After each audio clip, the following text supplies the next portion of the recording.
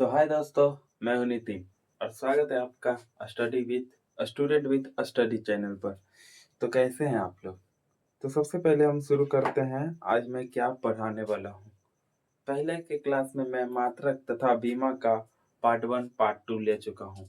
यह हमारा पार्ट 3 होने वाला है। अगर आप इस चैनल पर पहले उस वीडियो को नहीं देखे तो जाकर देखें और विजिट करें उस वीडियो को। उसके बाद यहाँ पर आए, तभी आपको पूरे अच्छे से समझ में आएगा।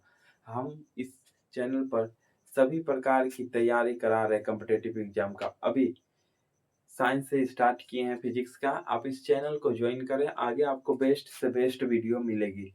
आप इस चैनल को ज्वाइन करें, सब्सक्राइब करें, शेयर करें और अपने दोस्तों को भेजें। फ्री ऑफ कॉस्ट ये चैनल पर वीडियो है और अच्छा लगे तो एक कमेंट जरूर करिएगा। तो हम इस वीडियो में क्या बताने वाले हैं? हम इस वीडियो में वहां पर पहले के दूसरे पार्ट में मैं सूत्र में 15 नंबर तक बता चुका हूँ। हालांकि उस पावर को बता चुका हूँ। अब इसमें मैं बल आघूर्ण को बताने वाला हूँ कि बल आघूर्ण है क्या।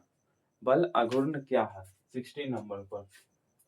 आप इसको नोट जरूर करिएगा, क्योंकि नोट करेंगे तभी आपको समझ में आएगा अच्छे से। अभी आप समझ लेंगे फिर आप भूल जाएंगे। सभी को नोट करिएगा, इससे ज्यादा कॉम्पिटिटिव एग्जाम में नहीं आता है। इतना पढ़िए, उसके बाद फिर आप सेट मारिए, प्रैक्टिस करिए, उतना काफी है। बस इतना पढ़िए और सेट मारिए, ज्यादा मत पढ़िए। शॉर्ट मतलब स्मार्ट स्टडी करिए। चलिए, तो हम 16 नंबर पर बात करते हैं बल आघूर्ण के बारे में। इसको हम इंग्लिश में टॉर्क कहते हैं। टॉर्क, बल आघूर्ण को हम इंग्लिश में टॉर्क कहते हैं। अब हम समझते हैं पहले बल आघूर्ण है क्या। जैसे कि एक दरवाजा है। दरवाजा है, यहाँ पर कुंडी रहता है, ऐसे ऐसे कुछ ऐसे रहता है, कवच रहता है दोनों तरफ कुल। फिर उसके बाद ऐसे दरवाजा रहता है। और फिर यहाँ पर कुंडी रहता है, यहाँ से हम लोग खींचते हैं दरवाजे को।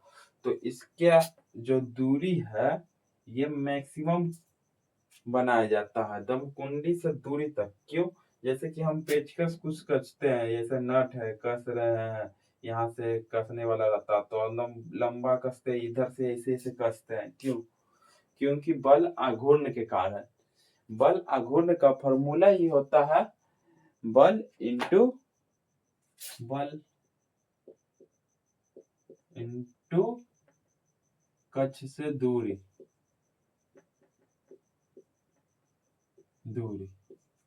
बल इंटू कक्ष से घूर्णन, कक्ष अक्ष से दूरी, सॉरी घूर्णन अक्ष, कक्ष भी बोल सकते हैं इसको, अक्ष से दूरी। जो घूर्णन अक्ष है कक्ष बोल दी, अक्ष से दूरी। बल इंटू अक्ष से दूरी रहता है, जो घूर्णन अक्ष रहता है उससे दूरी। इससे क्या होता है? टॉर्क लगता है। टॉर्क के कारण हमारा फोर्स कम लगता है। अगर हम कुंडी को यहाँ रखते तो फोर्स से अगर खींचते किसी दरवाजा को बीच से तो ज्यादा फोर्स लगाना पड़ेगा। अगर मैक्सिमम डिस्टेंस पर रखेंगे तो बल कम लगाना पड़ेगा, क्योंकि दोनों प्रोपोर्शनल है।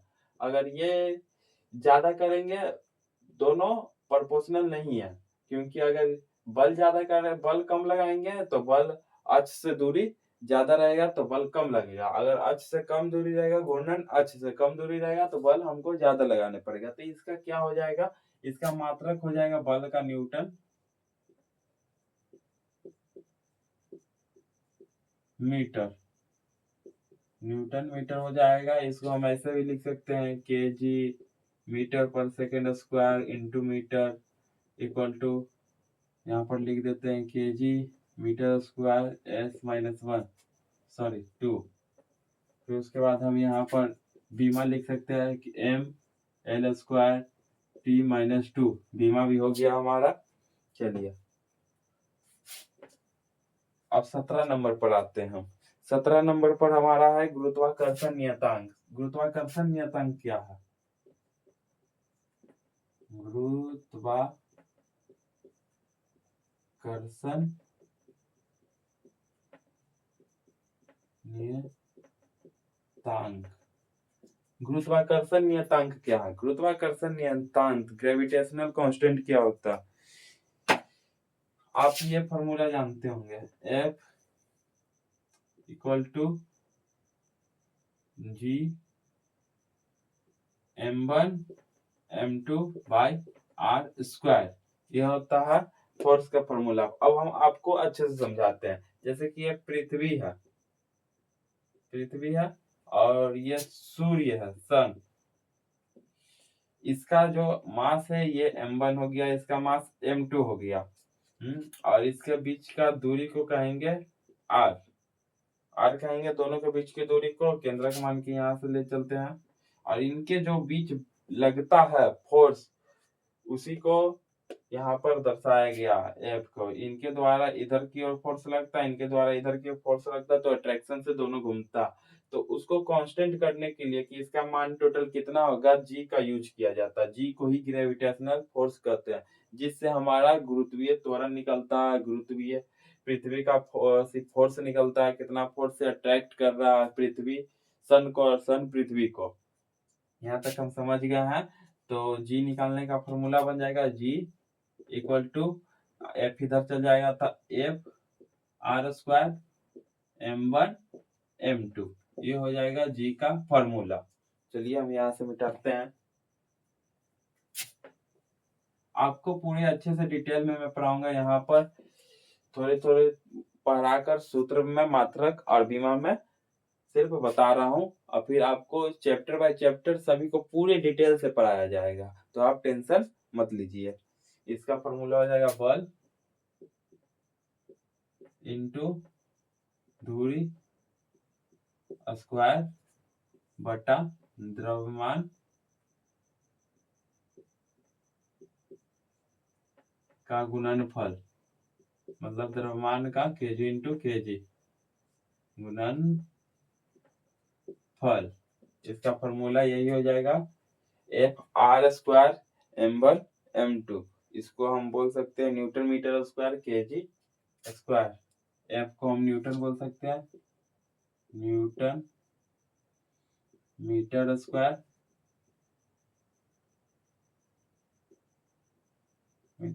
बटा केजी स्क्वायर भी बोल सकते हैं। उसके बाद हम इसका भी लिख सकते हैं।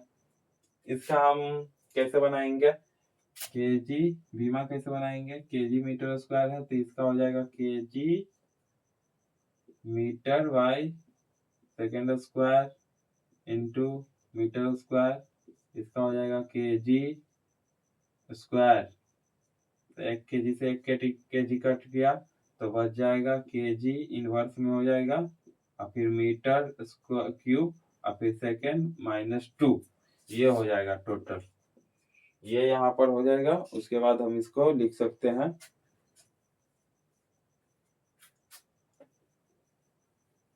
चलिए सही है, इसको हम यहाँ पर लिख सकते हैं। जो केजी ऊपर गया था तो -1 L3T-2। अगर आपको वीडियो स्पीड में लग रहा है तो आप रिपीट करके देख सकते हैं, थोड़ा स्लो करके आराम से देखिए। अगर स्लो लग रहा है तो देरी से, मतलब कि स्पीड करके देखिए। कैसे भी आपको समझ में आना चाहिएगा, दोबारा देखिएगा, नोट्स भी बना लीजिएगा सभी का। 1 बाय 1 हम बता रहे हैं। अब हमारा आता है गुरुत्वीय विभव। गुरुत्वीय विभव क्या है, गुरुत्वीय विभव, व्हाट इज गुरुत्वीय विभव। ये हमेशा नेगेटिव रहता है। गुरुत्वीय विभव है जो हमेशा आपको नेगेटिव मिलेगा देखने के लिए, क्योंकि कार्य बटा मतलब द्रव्यमान इसका होता है। ऐसा मान सकते हैं गुरुत्वीय विभव एक तरह से त्वरण के जैसा काम करता है। जैसे हमारा गुरुत्वीय विभव कितना हो गया, 9.8 मीटर पर सेकेंड स्क्वायर हो गया। एक्सीलरेशन के जैसा हम मान सकते हैं गुरुत्वीय विभव को। तो इसका हो जाएगा द्रव्यमान बटा कार्य, द्रव्यमान बटा कार्य बटा द्रव्यमान। जितना जो कार्य हुआ है द्रव्यमान पर, उसको हम दर में लिख देते हैं, द्रव्यमान। आगे आपको बहुत अच्छे से समझ में आने वाला, जब हम चैप्टर बाय चैप्टर समझाएंगे। तो आप इतना ही समझिए, कॉम्पिटिटिव एग्जाम में आप याद भी कर लेंगे तो काम चलेगा, लेकिन आपको आगे वाले चैप्टर में अच्छे से समझाया जाएगा। तो गुरुत्वीय विभव का हो गया कार्य बटा द्रव्यमान। कार्य का होता है उतना, अभी मैं नहीं निकालूंगा, इसका केजी हो गया, मीटर स्क्वायर हो गया, फिर डिवाइड में स्क्वायर हो गया, फिर केजी हो गया, द्रव्यमान द्रव्यमान कट गया। इतना ज्यादा निकालने से कोई फायदा नहीं है। तो आगे जब मैं चैप्टर करवाऊंगा तो करा दूंगा, आप भी। इसका हो जाएगा मीटर का एल स्क्वायर टी -2 हो जाएगा, यहाँ भी -2 हो जाएगा। इतना ज्यादा सभी का निकाल कर मैं नहीं बताऊंगा आगे, क्योंकि चैप्टर कराऊंगा तो उसमें हो जाएगा आपका कंप्लीट। आप भी शॉर्टकली यहाँ से समझिए, सिर्फ सूत्र बता रहे हैं तो यहीं से समझिए। चलिए अब हम आते हैं यंग गुणांक। मार्कर चेंज कर लेते हैं। यंग, ये हमेशा नेगेटिव रहता है, ये याद रखिएगा, गुरुत्वीय विभव हमेशा नेगेटिव रहता है। यंग गुणांक, यंग मॉडल्स क्या है? Young models, what is young models समझेंगे हम। इसका पहले फॉर्मूला लिख लेते हैं। प्रतिबल, अनुदैर्ध्य प्रतिबल, दैर्ध्य प्रतिबल, अनुदैर्ध्य प्रतिबल इंटू बटा अनुदैर्ध्य विकृति, अनुदैर्ध्य विकृति। अब इसको हम समझते हैं थोड़ा सा। यंग मॉडल से क्या कहता है? अनुदैर्ध्य प्रतिबल बटा अनुदैर्ध्य विकृति, अनुदैर्ध्य प्रतिबल। चलिए अब हम समझते हैं अनुदैर्ध्य प्रतिबल बटा अनुदैर्ध्य विकृति क्या होता है। Newton metre square kg L square. चलिए हम समझते हैं प्रतिबल क्या, पहले हम ये समझते हैं। यंग गुणांक जैसे कि ये स्प्रिंग है, ये स्प्रिंग है। स्प्रिंग को जब हम ऐसे करके चपटा करेंगे, ये स्प्रिंग हो गया, स्प्रिंग को हम ऐसे करके दाबते थोड़ा सा, तो फिर स्पीड में फिर वो वापस वो आकार लेता। तो जो आकार लिया वो उसको कहेंगे, जो प्रतिबल लगाया वापस आकार लेने में जो बल लगाया उसको कहेंगे अनुदैर्ध्य प्रतिबल। इसका फॉर्मूला होता है F/A, मतलब जो फोर्स है वो एरिया को एक्सपेंड किया है अपना। फिर उसके बाद अनुदैर्ध्य विकृति हम समझते हैं। अनुदैर्ध्य विकृति क्या है? तो पहले हम जब स्प्रिंग को या हम और को समझते हैं, जैसे कि स्प्रिंग को करेंगे तो लंबाई ऐसे छोटा करेंगे तो छोटा हो जाएगा, लेकिन अगर हम रबर को यहाँ पर रखते हैं, रबर को ऐसे करेंगे फिर छोड़ेंगे तो कभी आकार एक्सटेंड भी करता है या छोटा भी हो जाता है। तो इसका हो जाएगा जो नॉर्मल लंबाई से वो एक्सटेंड किया गया लंबाई या तो छोटा किया गया लंबाई, ये होता है। चलिए हम इसका मात्रक लिखते हैं। मात्रक हो जाएगा, इसका क्या कहा गया, इसका मात्रक हो जाएगा newton by metre square,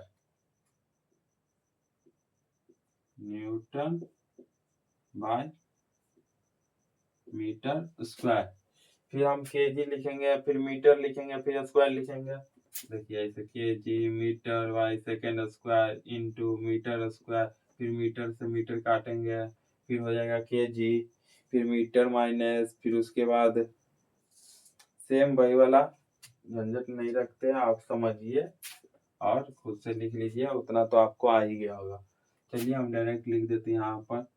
KG बचा था तो ऊपर एम, मीटर ऊपर एक बचा हुआ था नीचे तो L-1 और नीचे 2 बचा हुआ था सेकेंड, तो ये सेकेंड -2। यहाँ तक आप नोट्स करते जाइए जल्दी जल्दी।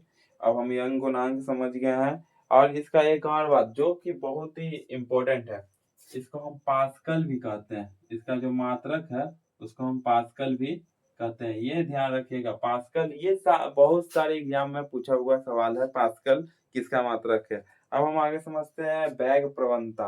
वेग प्रवणता क्या है? 20 नंबर क्वेश्चन पर हम समझते हैं वेग प्रवणता। व्हाट इज वेग प्रवणता? वेग प्रवणता, वेग प्रवणता क्या है? वेग वेलोसिटी प्रवणता। अब इसको हम समझते हैं, जैसे कि कोई तरल पदार्थ है या गैस है। एक तरल पदार्थ है, जैसे पानी को ही हम ले लेते हैं। पानी जब चलती होगी तो उसका जो लेयर होगा, जो जमीन से जस्ट सटा हुआ लेयर होगा, ये पानी है और ये चल रही है और ये जमीन है। तो इसका जो लेयर होगा और इसका जो लेयर होगा, इसका वेग जो v2 होगा और इसका जो वेग है v1, इसका जो वेग है और इसका जो वेग है वो समान नहीं होगा। ये ज्यादा स्पीड में एक्सटेंड करी होगी, ज्यादा स्पीड में चल रही होगी, ऐसे ऐसे ये यहाँ तक इसका कम होगा। जो इसका जो ज्यादा स्पीड में चलता है वेग, और इसका जो दूरी तय करता है, इसका और इसका दूरी जो रहता है बीच का, उसी को कहते हैं वेग प्रवणता। ये तरल तरल में पाया जाता है, गैस में पाया जाता है।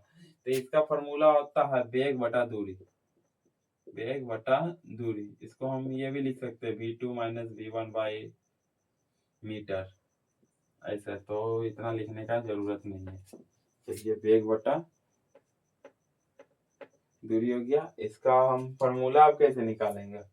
दूरी, वेग का मान क्या होता है? विस्थापन बटा समय, मीटर पर विस्थापन बटा सेकंड, और दूरी का मीटर। तो मीटर से मीटर कट गया तो क्या बता? सिर्फ सेकंड। तो प्रति सेकंड हम इसको लिख सकते हैं, प्रति सेकंड। फिर उसके बाद इसका हो जाएगा L माइनस 1, क्योंकि यहाँ 1/s बचा। अब इसको ध्यान से समझिएगा, क्या क्या हुआ क्या नहीं हुआ। देखिए, वेग का प्रवणता का होता है सूत्र वेग बटा दूरी, फिर उसके बाद दूरी वेग का होता है मीटर पर सेकंड, फिर उसके बाद मीटर हो गया डिवाइड में दूरी का, तो मीटर से मीटर कट गया तो 1/सेकंड बचा, तो प्रति सेकंड हो गया। और सेकंड का बीमा होता है L, तो L हो गया। चलिए, यहाँ तक क्लियर कर देते हैं। जल्दी जल्दी हम आगे बढ़ते हैं, नहीं तो वीडियो ज्यादा लंबा हो जाएगा। हम 21 नंबर पर चलते हैं। सहायता गुणांक क्या है? 21 नंबर। सहायता गुणांक, ये सब ज्यादातर लोगों को याद नहीं रह पाता। तो आप मतलब कि ये सब उतना ज्यादा इंपॉर्टेंट नहीं है। आगे जब चैप्टर में पढ़ेंगे तो उसमें सब क्लियर कट हो जाएगा। तो इसलिए आप इसको स्पीड में रखिए। इसमें यहाँ से लिखते हैं डायरेक्ट हम, सहायता गुणांक क्या है? Coefficient of viscosity. अब सहायता गुणांक क्या है? वही वेग प्रवणता का ही एक तरह से उदाहरण होता है सहायता गुणांक। जैसे कि देखिए, जो शहद होता है, शहद और पानी में सहायता गुणांक का डिफरेंट होता है। शहद शहद में सहायता गुणांक ज्यादा होता है, वो ज्यादा ही गाढ़ा, हम लोग के ठेठ भाषा में गाढ़ा हम बोल सकते हैं। शहद ज्यादा गाढ़ा होता है पानी से। उसी को जो गाढ़ापन है ना, उसी को हम कहते हैं सहायता गुणांक। सहायता गुणांक का फॉर्मूला होता है बल डिवाइडेड बाय क्षेत्रफल, क्षेत्रफल इनटू वेग प्रवणता। देखिए, वेग प्रवणता हो आया ना, प्रवणता, वेग प्रवणता। अब इसका क्या हो जाएगा? इसका तो न्यूटन हो जाएगा, newton second by metre square, newton second by metre square. चलिए, इसका मात्रक हो गया newton second by metre square. अब हम आपको बताते हैं कि इसका मात्रक आया कैसे। Newton second by metre square, चलिए देखते हैं newton second by metre square होता है कि मीटर होता है। बल प्रवणता, बल का हो गया kg मीटर पर सेकंड स्क्वायर, क्षेत्रफल का हो गया मीटर स्क्वायर, अब वेग प्रवणता का हो गया प्रति सेकंड। मतलब कि इसका मान हो जाएगा वेग प्रवणता का 1/s। तो s ऊपर चला जाएगा, पहले s से s काट देंगे हम, मीटर से मीटर काट देंगे तो हो जाएगा kg m-1, फिर उसके बाद सेकेंड -1। ये गलत है दोस्तों, न्यूटन तो हो गया kg metre second metre square, तो इसका मान हो गया न्यूटन मीटर स्क्वायर है, ऊपर गया माइनस में, सेकेंड ऊपर गया। हाँ, देखिए यहाँ पर इसका फॉर्मूला ये निकल गया, क्योंकि देखिए केजी मीटर सेकंड स्क्वायर, इसका पूरा का न्यूटन हो गया, न्यूटन हो गया। और ये जो मीटर स्क्वायर है, मीटर स्क्वायर डिवाइड में ही रहा, और सेकंड जो है 1/s आया, तो s को ऊपर भेज देंगे तो यहाँ मल्टीप्लाई में s आ जाएगा। तो यहाँ से इसका निकल गया, और ये हमारा जो काट कर इससे हम ये निकाल देंगे बीमा। केजी को हम m लिख सकते हैं, सेकेंड डिवाइड में है तो उसको हम ऊपर जाकर t-1 लिख सकते हैं, और इसको l-1 लिख सकते हैं। यहाँ तक क्लियर है? अगर आपको दिक्कत हुआ तो फिर से मैं बता देता हूँ। बल डिवाइडेड बाय क्षेत्रफल इनटू वेग प्रवणता होता। तो न्यूटन सेकेंड मीटर स्क्वायर इसका होता है मात्रक, तो वो कैसे ला? केजी मीटर पर सेकंड स्क्वायर हो गया इसका न्यूटन का, और सेकंड हो गया मीटर स्क्वायर हो गया, फिर उस क्षेत्रफल का, और फिर वेग प्रवणता का हो गया 1/सेकंड हो गया, तो 1/सेकंड जो आया डिवाइड में ऊपर जाके मल्टीप्लाई में हो गया, तो न्यूटन हो गया इसका, और सेकंड मल्टीप्लाई में ऊपर हो गया, फिर उसके बाद मीटर स्क्वायर डिवाइड में ही रह गया। फिर उसके बाद अगर इसको हम सोल्व करेंगे, मीटर से मीटर काट देंगे, सेकंड से सेकंड काट देंगे, तो यहाँ से हमारा बीमा भी निकल जाएगा। क्लियर है? अगर आपको लग रहा है कि मैं फास्ट पढ़ा रहा हूँ तो आप बोलिएगा, मैं स्लो कर दूंगा, क्योंकि उतना टाइम नहीं है, जल्दी जल्दी मैं खींच रहा हूँ। अब प्लांक नियतांक क्या? व्हाट इज प्लांक नियतांक? प्लांक नियतांक, प्लांक कांस्टेंट नियतांक, व्हाट इज प्लांक नियतांक? आप एक फॉर्मूला जानते होंगे, अगर आप 9th 10th पढ़ के आए हैं तो आप एक फॉर्मूला तो ज्यादातर सुने ही देखे ही होंगे कहीं ना कहीं। ये वाला नहीं भी देखे तो मैं आपको बता देता हूँ, प्लांक कांस्टेंट आखिर है क्या? Planck constant E equal to h mu, ये होता है ना फॉर्मूला एनर्जी का। एनर्जी का फॉर्मूला होता है E equal to h mu. तो प्लांक कांस्टेंट क्या हो गया? प्लांक कांस्टेंट इस म्यू को कहते हैं, इस म्यू को कहते हैं प्लांक कांस्टेंट। तो प्लांक कांस्टेंट निकालने का फॉर्मूला क्या हो जाएगा? एनर्जी हो गया, और ये डिवाइड में चला जाएगा एच प्लस में, तो E इक्वल टू एच, तो इसको हम बोल सकते हैं ऊर्जा डिवाइडेड बाय आवृत्ति। आवृत्ति, एच को हम आवृत्ति कहते हैं। चलिए, ये आपको आगे चैप्टर में बहुत अच्छे से समझा दूंगा। आप इस चैनल को सब्सक्राइब करें, लाइक करें और शेयर करें। सब्सक्राइब करिएगा तो आपको केमिस्ट्री, फिजिक्स, बायोलॉजी सभी सब्जेक्ट धीरे धीरे मैं आपको बताऊंगा।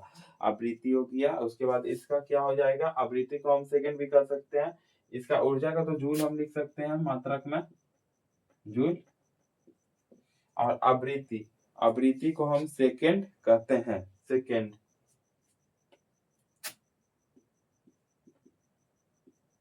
जूल सेकंड इसका हो गया मात्रक, जूल सेकंड हो गया मात्रक, और जूल का mLT -2। तब समझते हैं जूल का कार्य, कार्य का कितना होता है? mL²T²। सेकंड भी डिवाइडेड उसी में है, मल्टीप्लिकेशन में। सॉरी, एक मिनट रुकिएगा, देख लेता हूं मैं टाइम। आवृत्ति का फॉर्मूला, हाँ चलिए यहाँ तक ठीक है। इसका हो जाएगा mL²T -1, mL²T -1, इसका हो गया बीमा। अब हम समझते हैं क्या धारिता, धारिता क्या? उससे पहले हम जान लेते हैं प्लांक कांस्टेंट का मान कितना होता है। इसका मान होता है 6.67 इंटू 10⁻⁻34 जूल, इसका मान होता है। ये आप नोट कर लीजिएगा, बहुत जरूरी है। चलिए इसको मिटा देते हैं। अब 23 नंबर पर हम आते हैं, धारिता क्या है? कैपेसिटेंस, कैपेसिटेंस, धारिता,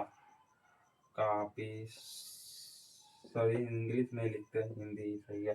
कैपेसिटेंस आखिर होता क्या है? कैपेसिटेंस हम बोल सकते हैं आवेश बटा विभवांतर, विभवांतर, इसको हम कैपेसिटेंस बोलते हैं। आवेश बटा विभवांतर को हम कैपेसिटेंस बोलते हैं। इसका बहुत ही अच्छा फेमस क्वेश्चन रहता है मात्रक निकालने का, मतलब कि मात्रक आप कैसे निकाल सकते हैं, मात्रक होता क्या है। इसका सबसे अच्छा जो तरीका है मात्रक निकालने का, विभवांतर का और आवेश का आपको पता रहेगा तभी निकाल सकते हैं, नहीं तो ऐसे ही इसके शॉर्ट फॉर्म में फैराडे बोलते हैं। ये क्वेश्चन बहुत ही फेमस है, फैराडे। फैराडे किसका मात्रक होता है? ये क्वेश्चन बहुत फेमस है, तो फैराडे आप याद कर लीजिएगा। आवेश और विभवांतर का आपका अगर निकालना रहेगा सूत्र, मात्रक कैसे कैसे क्या होता है, जैसे ये निकालना ये निकालना, तो बहुत ही लंबा प्रोसेस है इसका, तो आप उतना नहीं देखिए, इसका डायरेक्ट बीमा लिख लीजिएगा। m-1 L-2 T4 A2, m-1 L-2 T4 A2 ये होता है इसका बीमा। बस देखिए विभवांतर का क्या होता है, विभवांतर का होता है ML2A3 ML2 T3 A-1 ये होता है विभवांतर का। ये ऊपर चला जाएगा और आवेश में जाएगा तो ये माइनस में हो जाएगा और ये प्लस में हो जाएगा। तो ये इसका क्या होता है, ए माइनस में आवेश का होता है T ये होता है आवेश का एम्पियर इनटू इसका हम आवेश को हम Q इक्वल टू C भी लिख सकते हैं। C क्या हो गया, C हो गया धारिता कपस्टांस हो गया, V हो गया ये, Q हो गया ये। चलिए धारिता का हो गया। धारिता कहाँ पाया जाता है, ये धारिता कंस्टेंट और बैटरी में पाया जाता है। तो आप यहाँ तक लिख लिए होंगे तो मैं मिटाने जा रहा हूँ। चलिए अब यहाँ तक। इसके बाद जो मतलब कि बीमा है उतना ज्यादा कोई बताता नहीं है, सिर्फ याद करवा दिया जाता है, उसको आप रट लीजिएगा। जो इसके बाद आने वाला है बीमा में तो सभी पूरा प्रॉपर से बता देता हूँ कि कहीं से आपका एग्जाम में छूटेगा नहीं। हमको खुद उतना अच्छा से याद नहीं रहता तो आपको कहाँ से रहेगा। हाँ ऑप्शन देख के मार देंगे। चलिए फराडे वगैरह सब हो गया।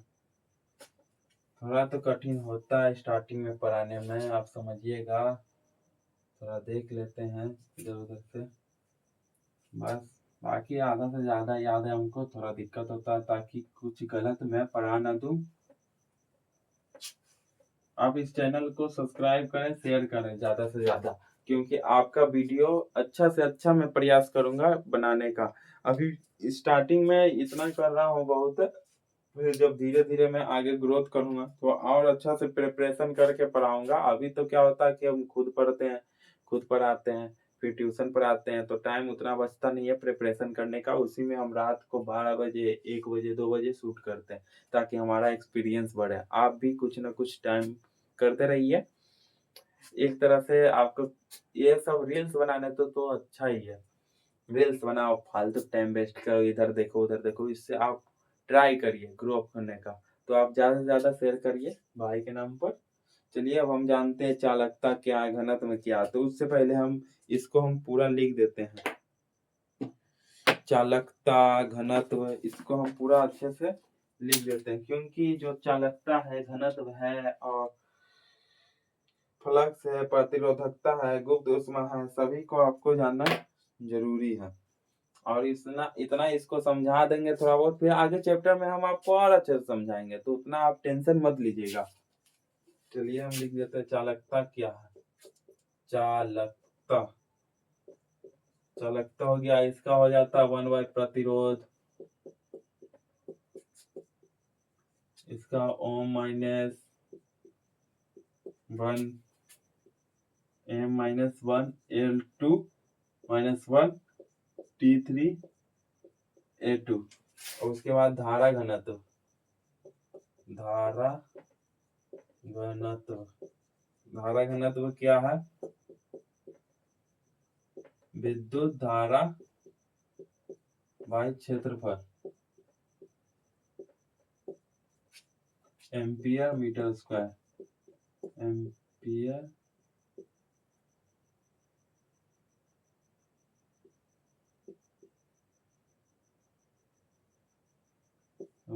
Metre square. M0 आप नोट करते जाइएगा मेरे साथ साथ, आप मेरे साथ साथ नोट करते जाइएगा, बहुत जरूरी है, याद ही करना पड़ेगा आपको। फ्लक्स फिर मैं आपको पूरा समझा दूंगा अच्छे से। फ्लक्स का होता है फ्लक्स इंटू आर ए, इसका हम मात्रक वेबर लिखते हैं, वेबर। ये सब बहुत इंपॉर्टेंट है, ऐसे ज्यादातर लोग ये पढ़ाते नहीं है। आप इसको ध्यान से पढ़ लीजिए, कहीं कि एग्जाम में कहीं से भी कुछ भी पूछ सकता है, फिर वहां आपका नहीं रहेगा कि हम याद नहीं किए कुछ नहीं, वहां आपका कुछ नहीं सुनेगा। प्रतिरोधकता क्या होता? RAL ओम मीटर। मीटर इसका जो बीमा होता है वो थोड़ा हार्ड रहता है। आगे चैप्टर में आपको मैं समझा दूंगा अच्छे से। प्रतिरोधकता के बाद आ गया गुप्त ऊष्मा। इस 2 क्लास में मैं आपको पूरे समझा दिया हूँ मात्रक बीमारी। इससे ज्यादा कहीं मात्रक पूछा नहीं जाता, तो आप यहीं पढ़िए, यही मात्रक याद करिए। इससे ज्यादा एग्जाम में नहीं होगा। चाहे आप स्टेट PCS का भी एग्जाम दीजिए, कहीं नहीं पूछेगा। CGL दीजिए, ग्रुप डी दीजिए, कोई भी एग्जाम दीजिए कॉम्पिटिटिव एग्जाम में, इससे ज्यादा नहीं पूछेगा। ठीक है। किग्रा L2T-2 ये हो गया गुप्त ऊष्मा। के बाद कोणीय संवेग। कोणीय संवेग आप भी साथ साथ नोट करते जाइएगा। कोणीय संवेग क्या है, जड़त्व, आघूर्ण, सब मैं आपको अभी आगे समझाने वाला हूँ। कौन क्या है कोणीय वेग, इसका हो गया किग्रा metre square by second. mL2T-1। कोणीय संवेग के बाद जड़त्व, आघूर्ण।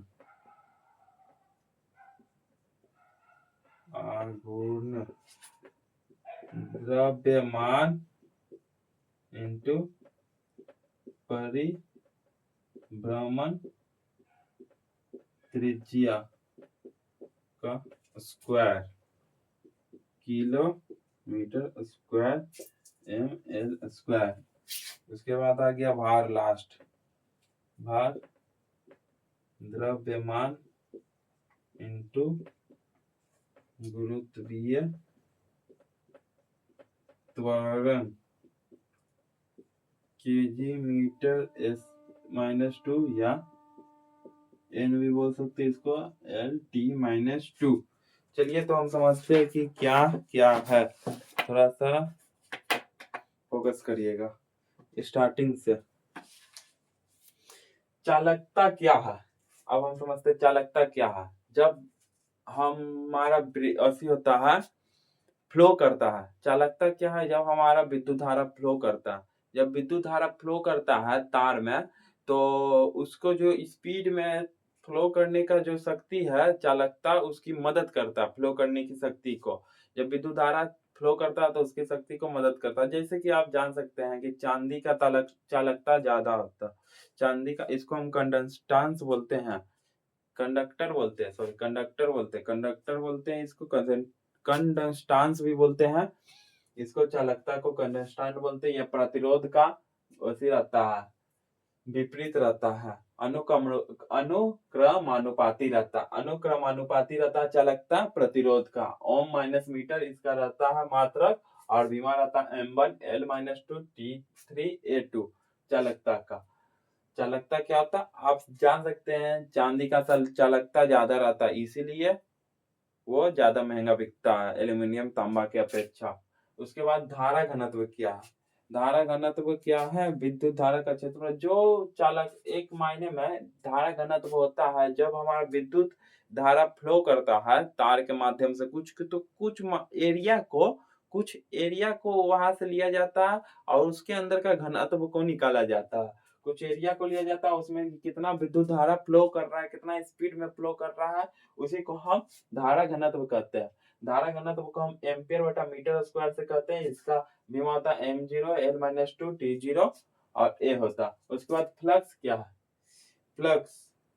फ्लक्स होता है जैसे कि चुंबक को हम फ्लक्स कह सकते हैं। उसके बाद हो गया ट्रेन हो गया, ट्रेन में फ्लक्स का यूज होता है, वायर में फ्लक्स का यूज होता है।